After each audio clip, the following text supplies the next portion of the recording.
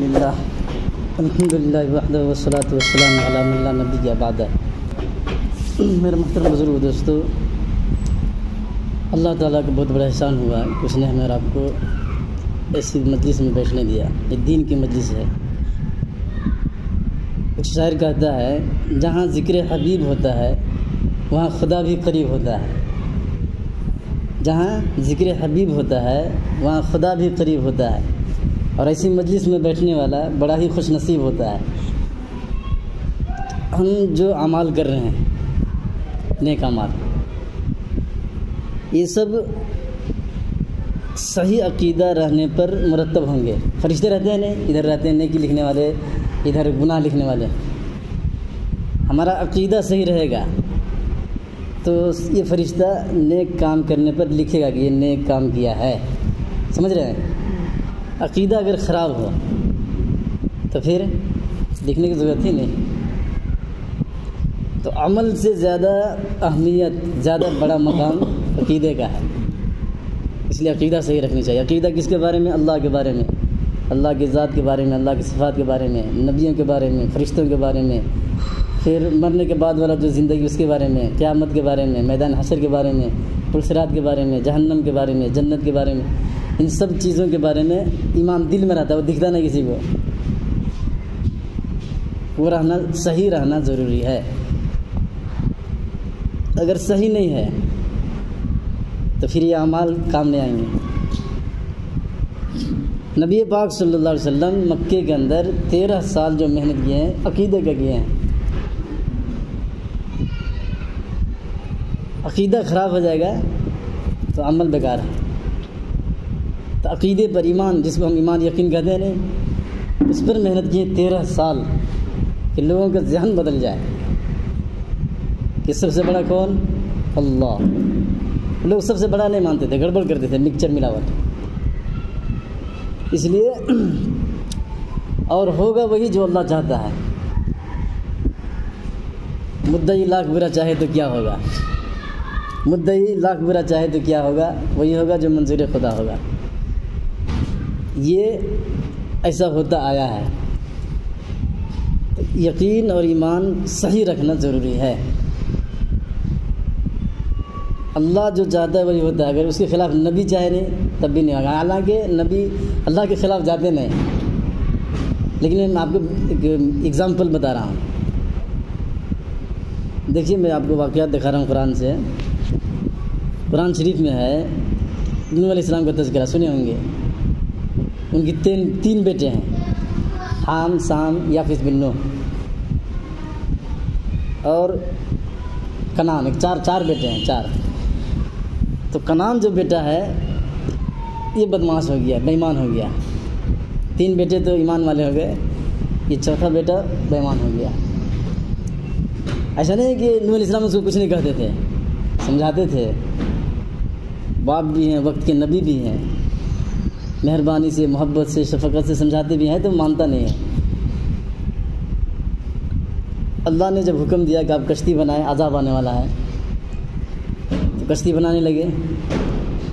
جب کشتی تیار ہو گئی، کشتی بنانے میں بہت ٹائم لگا تھا ان کو، بہت ٹائم لگا تھا۔ ایسا نہیں کہ آج ہاتھ لگائے تو کل ہو گیا، ایسا نہیں۔ قوم اس کا بھی مذاق اڑا رہی ہے کہ یار یہ پہلے نبی تھے، اب آچاری ہو گئے، بڑا ہی کب سے بن گئے، اولی کرتے تھے۔ تو پیغمبر کو ستایا جاتا تھا۔ تو ہم لوگوں کو یہ دین کے کام کرنے میں کچھ تکلیف پریشانی ہو تو برداشت کریں، خندہ پیشانی کے ساتھ۔ پیغمبر کو ستایا گیا ہے یہ نیک کام کرنے میں، دین کو پھیلانے میں، تو ہم کو بھی ستایا جائے گا، ہمارا بھی لوگ مذاق اڑائیں گے، ہمارا بھی اولی کریں گے، سب برداشت کرنا ہے۔ تو نوح علیہ السلام جب کشتی تیار کر لیے اور عذاب آنا شروع ہوا پانی کا، یہ ساری چیزیں جتنے بھی ہیں، آسمان سے پانی نکل رہا ہے، زمین سے بھی نکل رہا ہے، کوئی چولہا گھر میں جلا ہے تو چولہا میں سے نکل رہا ہے، آگ میں سے پانی نکل رہا ہے۔ اللہ کی قدرت ہے، وہ جیسے چاہے استعمال کرے، کون روک سکتا ہے اس کو؟ کوئی بھی نہیں روک سکتا۔ تو جب پانی نکلنے لگا، پانی بڑھنے لگا، زمین میں پھیلنے لگا سب، تو ڈوبنے لگے، کچھ بھاگنے لگے، ادھر ادھر دوڑنے لگے۔ جب پانی یہاں تک گلے تک پہنچنے لگا تو نوح علیہ السلام اپنے بیٹے کو، جو کنعان تھا نا بدماش، اس کو سمجھا رہے ہیں، باپ بھی ہیں، شفقت بھی ہے، تو جتنا مایا محبت درد تھا وہ سب نکال کے وہاں رکھ دیا اس وقت. کہہ رہے بیٹے سے ارکب معنا، اے میرے بیٹے کشتی میں سوار ہو جا، کلمہ پڑھ یہاں آ جا، ولا تکن مع الکافرین، یہ کافروں کے ساتھ مت رہ، کافر بن کے مت رہ، مسلمان ہو جا، کلمہ پڑھ لے، کہ کشتی میں سوار ہو جا. بچہ کیا جواب دے رہا ہے، دیکھو کتنا بگڑا ہوا تھا. وہ کہہ رہا ہے، قرآن شریف نے اس کا نقشہ کھینچا ہے، قال سآوی الی جبل یعصمنی من الماء. وہ بیٹا کہہ رہا ہے کہ میں پہاڑ میں چڑھ جاؤں گا، وہ مجھے پانی میں ڈوبنے سے بچا لے گا. نوح علیہ السلام کہہ رہے ہیں قال لا عاصم اليوم من امر اللہ الا من رحم. آج اللہ کے عذاب سے کوئی نہیں بچا سکتا، اللہ جس پر رحم کرے گا وہی بچے گا. وحال بینہما الموج فکان من المغرقین. یہ بات کر رہے ہیں باپ بیٹے، باپ کشتی میں ہے، بیٹا پانی میں ڈوب رہا ہے، اور محبت باپ ہے تو درد لگے گا ہی. ہم بھی باپ ہیں بچے کے، بچے کے اوپر کوئی مصیبت آئے، پریشانی آئے تو درد ہوتا ہے، دکھ ہوتا ہے، تکلیف ہوتی ہے، ہر باپ کو ہوتی ہے. بیٹا نہ سمجھے تو الگ بات ہے، لیکن باپ کے دل میں محبت ہوتی ہے. اب باپ دیکھ رہا ہے کہ ڈوب کے مر رہا ہے تو شفقت جوش مارے گئے اندر سے، تو کہہ رہے میرے بیٹے سوار ہو جا، بچ جا. یہ بات کر ہی رہے ہیں، ایک موج آیا طوفان پانی کا، اب باپ بیٹے میں جدائی کر دیا. اللہ نے نوح علیہ السلام پر یہ کام کیا رحم، کہ بیٹا مر رہا ہے تو دیکھنے نہیں دیا. وحال بینہما الموج، پانی کا ایک موج آیا، بیچ میں پردہ حائل ہو گیا اور ڈوب کے مر گیا. دیکھ لیتے تو تکلیف اور زیادہ بڑھ جاتی، اتنا تو سمجھ گیا کہ مر گیا، تو اللہ نے ان پر رحم کیا. اب ڈوب گیا تو دعا کر رہے ہیں وَنَادَى نُوحٌ رَبَّهُ فَقَالَ إِنَّ ابْنِي مِنْ أَهْلِي. نوح علیہ السلام کہہ رہے ہیں یا اللہ یہ میرا بیٹا ڈوب گیا، تیرا وعدہ تھا کہ تمہارے اولاد کو بچاؤں گا، یہ اللہ یہ میرا بیٹا ہے، یہ میرے اولاد میں سے ہے. وَإِنَّ وَعْدَكَ الْحَقُّ وَأَنْتَ أَحْكَمُ الْحَاكِمِينَ. اور تو نے وعدہ کیا تھا، تو ہی بہترین فیصلہ کرنے والا ہے، تو ہی سب سے بڑا حکیم ہے. اللہ کیا جواب دے رہے ہیں اس کو سنیے آپ. قال یا نوح انه ليس من اهلك انه عمل غیر صالح. اللہ تعالیٰ کہہ رہے نوح علیہ السلام سے کہ نوح یہ تیرا بیٹا نہیں ہے. کیسے نہیں ہے بھائی؟ نوح علیہ السلام کے اس کے باپ ہیں، ان کی بیوی سے پیدا ہوا ہے، تو بیٹا کیسے نہیں ہے؟ کیسے نہیں ہے؟ اللہ یہاں دین کے حساب سے بات کر رہا ہے، دینی اعتبار سے. اللہ کے پاس ایمان، یقین، عمل والا چلے گا، رشتہ داری کام نہیں آتی. اللہ کے پاس رشتہ داری کام نہیں آتی. آپ کے بابا حاجی ہیں تو آپ جنت میں نہیں جائیں گے، سمجھ رہے ہیں؟ آپ کے بابا نمازی ہیں، آپ کے بابا دیندار ہیں تو بیٹا جنت میں نہیں جائے گا. آپ کو جنت میں جانا ہے تو ایمان آپ کو بھی لانا پڑے گا، عمل آپ کو بھی خود کرنا پڑے گا. اللہ کے پاس رشتہ داری کام نہیں آتی، تو رشتے کے حساب سے بات کر رہے ہیں، ایمانی رشتہ. اللہ کہہ رہا ہے کہ یہ تیرا بیٹا نہیں ہے. کیوں نہیں ہے؟ انہ عمل غیر صالح، اس کا عمل کچھ اور ہے، تیرا عمل کچھ اور ہے. پھر اللہ نے اس کے بعد ان کو حکم دیا فلا تسألنی ما لیس لک بہ علم. آپ ان چیزوں کے بارے میں مجھ سے دعا مت کیجیے گا جس کا آپ کا علم نہیں ہے. انی اعظک ان تکون من الجاہلین. میں آپ کو جاہلوں میں سے ہونے سے پناہ دیتا ہوں. جاہلوں والی جہالت والی بات مت کیجیے گا ہمارے پاس. اب میں آپ کو بتا رہا ہوں کہ جو اللہ چاہتا ہے وہ ہوتا ہے بس. اس میں نوح علیہ السلام چاہ رہے ہیں کہ میرا بیٹا بچ جائے. چاہ رہے ہیں نہیں چاہ رہے ہیں؟ اتنا جو محنت کیے ہیں، اتنا جو دعائیں کر رہے ہیں، بیٹے کو سمجھا رہے ہیں، کشتی میں بیٹھنے کے لیے بلا رہے ہیں. کائے کے لیے بلا رہے ہیں؟ کہ میرا بیٹا بچ جائے، اسی لیے تو بلا رہے ہیں. ارے اسی لیے تو اس کو بتا رہے ہیں، سکھا رہے ہیں، سمجھا رہے ہیں، کشتی میں بلا رہے ہیں کہ میرا بیٹا بچ جائے. اللہ کیا چاہتا ہے؟ یہ ڈوب جائے کم بخت مردود کمینہ، یہ کافر یہ بیمان ہلاک ہو جائے. کیا ہوا؟ بچ گیا یا ہلاک ہو گیا؟ ہلاک ہو گیا نہیں. وہی میں کہنا چاہتا ہوں، وہ ہوتا وہ ہے جو اللہ چاہتا ہے. پیغمبر کے چاہنے سے بھی کام نہیں چلتا، جو اللہ چاہتا ہے وہ چلتا ہے. تو اپنے دماغ میں، دل میں، ہر جگہ آپ یہ بات بٹھا کے رکھیں کہ مدعی لاکھ برا چاہے تو کیا ہوگا؟ وہی ہوگا جو منظور خدا ہوگا. جو اللہ چاہے گا نا وہی ہوگا. یہ صرف نوح علیہ السلام کا نہیں، دوسروں کا بھی ہے. دوسرے پیغمبر کے ساتھ ویسا ہوا ہے، خود نبی پاک صلی اللہ علیہ وسلم کے ساتھ ہوا ہے. آپ اپنے رشتہ داروں سے الگ ہو جائیں، بہت مشکل کام ہے. بے ایمانی کی وجہ سے، بے دینی کی وجہ سے آپ الگ تھلگ ہو جائیں. ہم تو رسم و رواج بھی رشتہ داروں کو خوش کرنے کے واسطے کرتے ہیں. کرتے ہیں نہیں کرتے ہیں؟ بچے کو سلطہ کٹ کرائیں گے تو 40 دن میں کھانا کھلائیں گے، بکرا ذبح کریں گے، کھلائیں گے. کائی بھی کریں، یہ دین تھوڑا ہے. رشتہ دار خوش رہنا، سگے سب خوش رہنا، سگوں کو بلائیں گے، کھلائیں گے. اس لیے ان سے الگ تھلگ ہو جانا، اکیلے رہنا، کسی سے بات چیت نہیں کرنا، کتنا مشکل کام ہے نہیں؟ بہت مشکل کام ہے. تو ابو طالب، آپ نے نام سنا ہوگا کبھی، حضور صلی اللہ علیہ وسلم کے چچا ہیں. طیبہ، ادھر کے بھاشا میں طیبہ بولتے ہیں. ہمارے بابا سے بڑے عمر کے ہیں تو طیبہ بولتے ہیں. ادھر طیبہ ہیں ابو طالب. حضور صلی اللہ علیہ وسلم کے بابا عبداللہ رضی اللہ عنہ سب سے چھوٹے بھائی ہیں، ان سے بڑے ہیں ابو طالب. یہ حضور پاک صلی اللہ علیہ وسلم کی محبت میں اپنے رشتہ داروں سے بات چیت بند کر دی ہے. معلوم ہے آپ کو؟ یہ ابو طالب اپنے رشتہ داروں سے دور رہے 3 سال تک شیب ابی طالب میں. ان سے بائیکاٹ، لین دین، سلام کلام سب کچھ بند کر دیے. حالانکہ کافر ہیں، مسلمان نہیں ہیں. تو نبی سے ان کی اتنی محبت ہے، اتنی محبت ہے کہ سارے رشتہ داروں سے بات چیت بند ہے 3 سال تک مسلسل. اور بائیکاٹ میں ہے، ڈیٹینشن سینٹر میں ہے. چاروں طرف سے پہاڑ ہے، بیچ میں جگہ ہے، وہاں پہ مسلمان اندر ہیں مسلمان. اس میں کچھ نوجوان لڑکے ہیں، کچھ بوڑھے لوگ قسم کے ہیں مسلمان، کچھ عورتیں ہیں، عورتوں کے پاس بچے ہیں. 3 سال تک ڈیٹینشن سینٹر میں رہے ہیں. حضور پاک صلی اللہ علیہ وسلم خود وہاں موجود ہیں. تو حضور پاک صلی اللہ علیہ وسلم کی محبت میں 3 سال تک پورے رشتہ داروں سے بائیکاٹ، سارے رشتہ داروں سے، کافروں سے، سب سے بات چیت بند، لین دین بند، سلام کلام بند ابو طالب کیے ہیں. جب ان کے انتقال کا وقت آیا تو حضور صلی اللہ علیہ وسلم وہیں پہ کہہ رہے چچا جان، صرف میرے کان میں ایک بار کلمہ پڑھ دیجئے، جنت میں لے جانا میرا کام ہے. کیوں کہہ رہے ہیں بھائی؟ اتنی محبت ہے.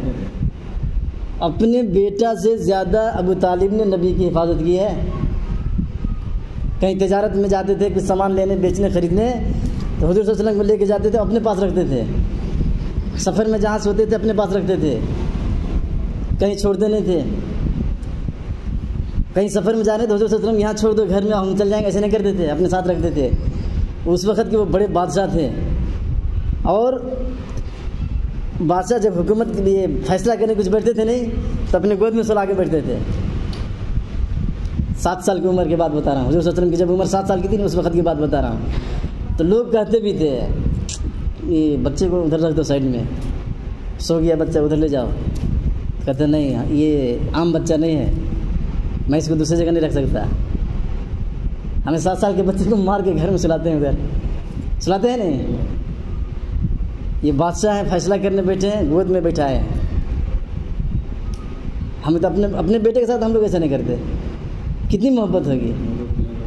تو اس محبت کی بنا پر حضور صلی اللہ علیہ وسلم کہہ رہے ہیں کہ چچا جان میرے کان میں ایک بار کلمہ پڑھ دیجئے، جنت میں لے جانا میرا کام ہے. تو انہوں نے کہہ دیا. ابو جہل کی کمیٹی، کافروں کے لیڈرشپ سب جتنے نہیں وہاں کے دیکھ رہے ہیں، آج آپ کو ہمارے اوپر حکومت کرنے والے بادشاہ ہیں، آپ بھتیجے کے دین قبول کر لیتے ہیں جہنم کی آگ سے ڈر سے، یا اپنے ہی باپ دادا کے دین پر رہتے ہیں. تو ابو طالب نے آخری لفظ جو کہا ہے وہی کہا ہے کہ اخترت النار، میں جہنم کو برداشت کر لوں گا، ولکن النار یہ شرم و حیا، یہ عار دلانا، تانا مارنا، یہ مجھے برداشت نہیں ہوگا۔ مر گئے، اس کے بعد مر گئے۔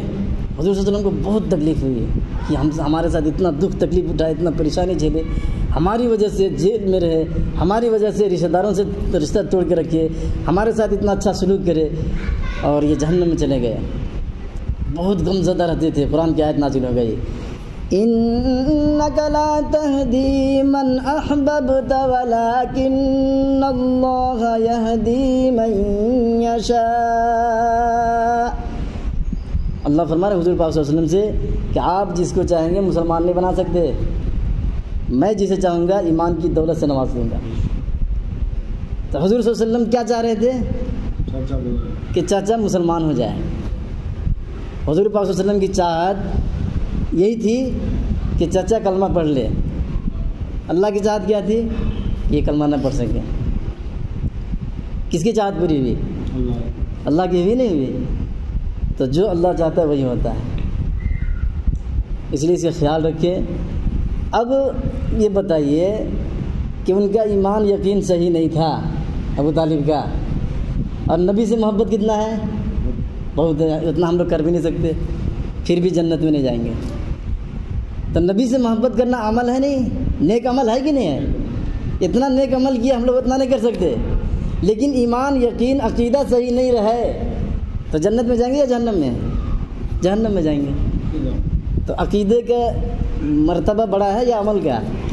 عقیدے کا، اس لیے عقیدہ صحیح ہونی چاہیے۔ جب تک یقین ایمان صحیح نہیں بنے گا اس وقت تک نیک عمل کام نہیں آئیں گے۔ اس لیے ان باتوں کا خیال رکھنا ہے۔ تو اللہ کی ذات میں، صفات میں کسی کو شریک نہیں کرنا ہے، چاہے کتنا بھی بڑا ہو، نبی ہو، ولی ہو، پیر ہو، فقیر ہو، شیطان ہو، بھوت ہو، پریت ہو، جنات ہو، گوڑی ہو، مورتی ہو، پیسہ ہو، روپیہ ہو، کچھ بھی ہو، بم ہو، بارود ہو، میزائل ہو، کچھ بھی ہو، اللہ جو چاہے گا وہی ہوگا، اور کوئی دوسری طاقت کام نہیں آئے گی۔ یہ ایمان رکھنا ہے۔ اللہ سے بڑا کوئی نہیں ہے، اللہ سے بڑا کوئی نہیں ہے، اس لیے اس اللہ کو راضی کرنا ہے، اس کو خوش کرنا ہے، اس کو منانا ہے، اس کے خیال رکھنی اچھی طرح۔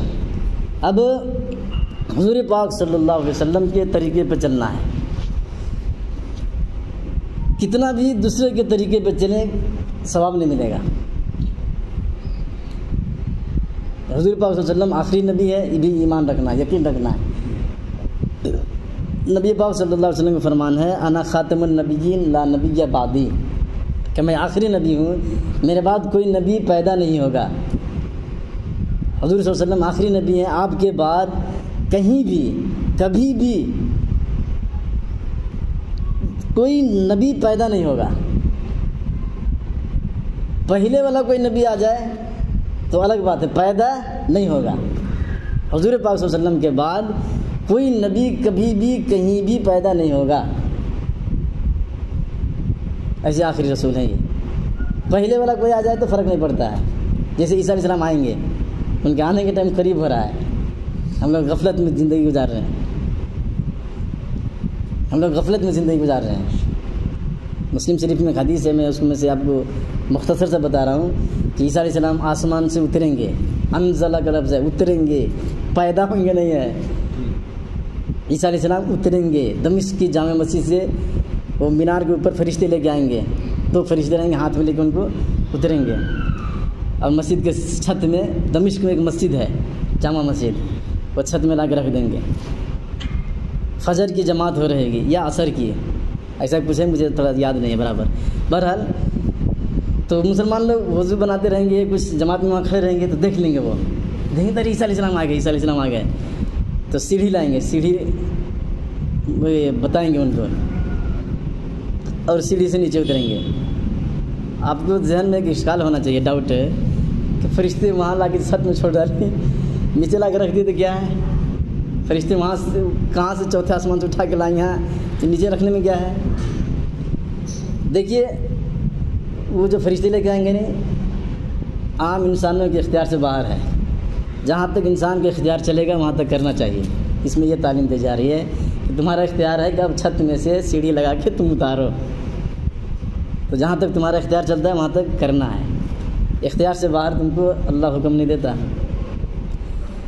اب عیسیٰ علیہ السلام اتریں گے تو نماز اقامت ہو چکی ہوگی، امام صاحب اللہ اکبر کہنے کی تیاری کر رہے ہیں تو ادھر سے آواز آ جائے گی نہیں کہ عیسیٰ علیہ السلام آ گئے، تو رک جائیں گے۔ عیسیٰ علیہ السلام اندر آئیں گے، سر سے پانی ٹپک رہا ہوگا، ایسا لگے گا جیسے غسل کر کے وضو بنا کے آئے ہیں، بہت ہی حسین و جمیل، بال ایک دم بڑے بڑے یہاں تک۔ تو امام مہدی اس وقت نماز پڑھا رہے ہیں وہاں پہ، ان کے بھی نکلنے کا ٹائم قریب آ رہا ہے، تو کہیں گے کہ نماز آپ پڑھا دیجیے، کہیں گے نہیں، اقامت آپ کے لیے کہی گئی، نماز آپ پڑھائیں۔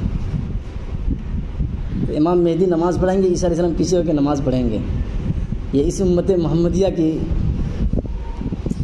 خصوصیت ہے کہ نبی کو بھی نماز پڑھا لیتے ہیں، ان کے اندر اتنا دم و طاقت و پاور ہے اسپیشل، اور کسی بھی نبی کی امتی کے اندر اتنا دم نہیں تھا کہ نبی پیچھے کھڑا ہو آگے امتی کھڑا ہو جائے۔ کسی بھی امت کو آپ پورا ہسٹری اسلامی تاریخ کا مطالعہ کیجئے، کہیں نہیں ملے گا، آدم علیہ السلام سے لے کے حضور پاک صلی اللہ علیہ وسلم تک آپ کو کہیں نہیں ملے گا کہ نبی پیچھے ہو اور یہ امتی آگے ہو۔ اس امت کی اتنا اللہ کے نزدیک مرتبہ مقام ہے، اور ہم لوگ گنوا بیٹھے ہیں، اپنا مقام ہم سمجھتے نہیں ہیں، اپنے آپ کو برباد کر کے بیٹھ گئے، اپنا ویلیو سمجھتے نہیں ہمارا کیا مقام ہے، دوسروں کے طریقے پہ زندگی گزار دے رہے ہیں۔ ہمارا کتنا بڑا مقام ہے، نبی کے موجودگی میں امتی آگے رہے گا، اتنا بڑا مقام ہے اس امتی کا، امت محمدیہ کا۔ تو اپنے مقام و مرتبہ کو پہچانیے، نبی پاک صلی اللہ علیہ وسلم کے نقش قدم پر چلیے، نبی پاک صلی اللہ علیہ وسلم کے جیسا شکل صورت لباس پہنیے، کہ ہم مقام مرتبہ والے ہیں، اتنا بڑا مقام کسی امتی کا نہیں ہے۔ تو عیسیٰ علیہ السلام مقتدی بن کے نماز پڑھیں گے اور مہدی نماز پڑھائیں گے، بتائیے۔ پھر اس کے بعد عیسیٰ علیہ السلام ساری دنیا میں حکومت کریں گے، اسلام میں حکومت چلے گی، عیسائیت یہودیت مٹا دیں گے، اسلام میں حکومت چلے گی۔ پھر ان کی شادی بیاہ بھی ہوں گے، عیسیٰ علیہ السلام کی شادی ہوگی، بچے بھی پیدا ہوں گے، پھر ان کا انتقال ہوگا۔ حضور پاک صلی اللہ علیہ وسلم جہاں دفن ہے نہیں، وہاں پہ 4 قبر بننے کی جگہ ہے، تو 3 وہاں پہ دفن ہیں، حضور پاک صلی اللہ علیہ وسلم، ابوبکر صدیق رضی اللہ تعالیٰ عنہ، عمر فاروق رضی اللہ تعالیٰ عنہ، ایک جگہ خالی ہے، ایک قبر کی جگہ وہاں پہ خالی ہے، اس میں عیسیٰ علیہ السلام دفن ہوں گے۔ تو جب عیسیٰ علیہ السلام اسلام میں حکومت نافذ کر دیں گے، نبی پاک صلی اللہ علیہ وسلم کی شریعت ساری دنیا میں لاگو کر دیں گے، تو اس کے بعد حج کرنے جائیں گے، عمرہ کرنے۔ تو حج وغیرہ سب کرتے کرتے جب حضور پاک صلی اللہ علیہ وسلم کی قبر کے پاس آئیں گے، تو آ کے کہیں گے قبر کے پاس، الصلاۃ والسلام علیک یا رسول اللہ، السلام علیک یا حبیب اللہ۔ نبی پاک صلی اللہ علیہ وسلم اندر سے جواب دیں گے، وعلیک السلام یا عیسیٰ یا ابنی، آپ پر بھی سلامتی ہو اے عیسیٰ علیہ السلام، اے میرے بیٹے۔ عیسیٰ علیہ السلام حضور صلی اللہ علیہ وسلم کے بیٹے کیسے ہو جائیں گے؟ یہاں تو حضور صلی اللہ علیہ وسلم آئے نہیں ہے دنیا میں، عیسیٰ علیہ السلام پیدا ہو کے اللہ نے فرشتوں سے اٹھوا لیا اوپر، یہاں حضور صلی اللہ علیہ وسلم آئے نہیں تو بیٹے کیسے ہو گئے؟ یہ ہوں گی اس طریقے پر کہ عیسیٰ علیہ السلام کی ماں مریم، ان کا شادی نہیں ہوا ہے، ایسے ہی دنیا سے چلے گئے وہ، جنت میں حضور پاک صلی اللہ علیہ وسلم سے ان کی شادی ہوگی، سمجھ رہے ہیں؟ تو ماں ہی ہے، ایسا تو نہیں ہوگا کہ جنت میں چلے گئے تو یہ ماں نہیں رہے گی، اب ایسا ہے کیا سسٹم؟ ایسا سسٹم تو نہیں ہے۔ تو جب عیسیٰ علیہ السلام مریم کے بیٹے ہیں اور شادی ہوگی مریم کی حضور پاک صلی اللہ علیہ وسلم سے، تب باپ کون نکال آئے گا؟ حضور پاک صلی اللہ علیہ وسلم کہلائیں گے۔ اس حساب سے وہ کہیں گے، وہاں پہ اس وقت جواب دیں گے، حضور پاک صلی اللہ علیہ وسلم قبر سے جواب دیں گے، بتاؤ نبی زندہ ہے یا مر گئے؟ اور جواب دیں گے تو ایسے نہیں کہ خالی عیسیٰ علیہ السلام کو سنائی دے گا، یہی تو کمال ہے۔ عیسیٰ علیہ السلام جب سلام کریں گے قبر کے پاس جا کے، الصلاۃ والسلام علیک یا رسول اللہ، الصلاۃ والسلام علیک یا حبیب اللہ، تو جواب حضور پاک صلی اللہ علیہ وسلم قبر کے اندر سے دیں گے، تو سارے لوگ سنیں گے، سارے کے سارے، وہاں لاکھوں کروڑوں کی تعداد میں ہوں گے، سب کو یہ آواز سنائی دے گی۔ کمال یہ ہے، یہ نبی کا معجزہ ہے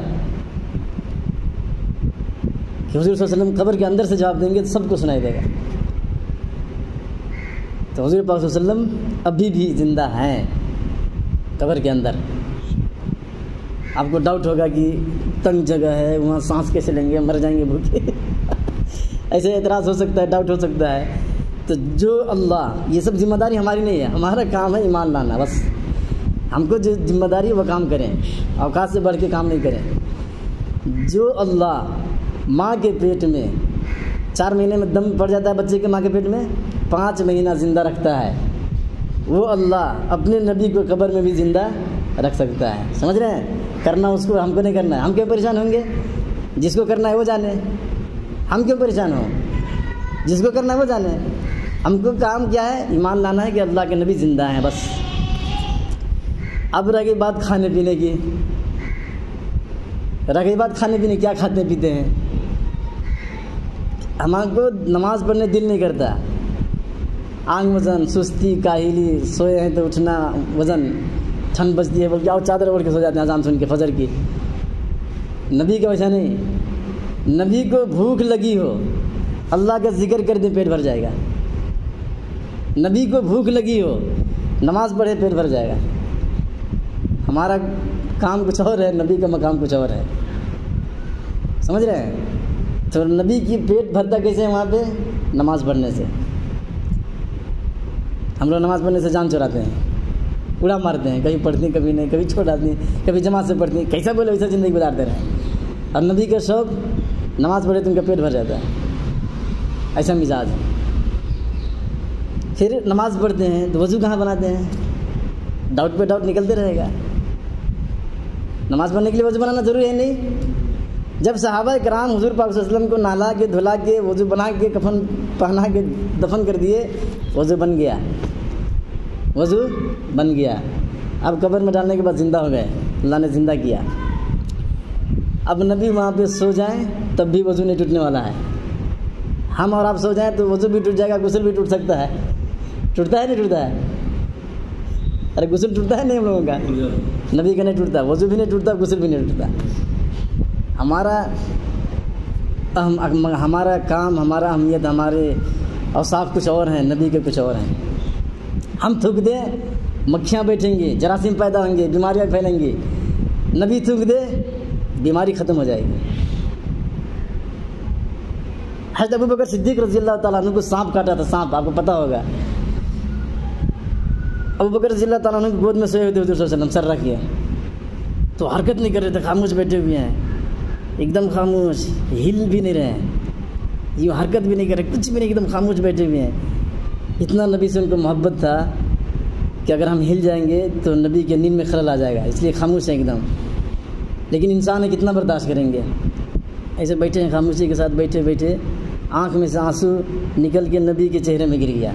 حضور پاک صلی اللہ علیہ وسلم بیدار ہو گئے. کہا ابوبکر کیا ہو گیا, کیا پریشانی, کیا تکلیف ہے؟ کہا یا رسول اللہ کچھ نہیں, یہ پاؤں میں سانپ کاٹ دیا ہے. کہا پاؤں لاؤ ادھر. پاؤں لائے. حضور پاک صلی اللہ علیہ وسلم اپنا منہ میں سے لعاب مبارک, تھوک مبارک نکالے. کہا آپ کہاں کاٹا بتاؤ, وہ بتائے اور لگا دیے. سانپ کا زہر ختم ہو گیا, سانپ کا زہر ختم ہو گیا.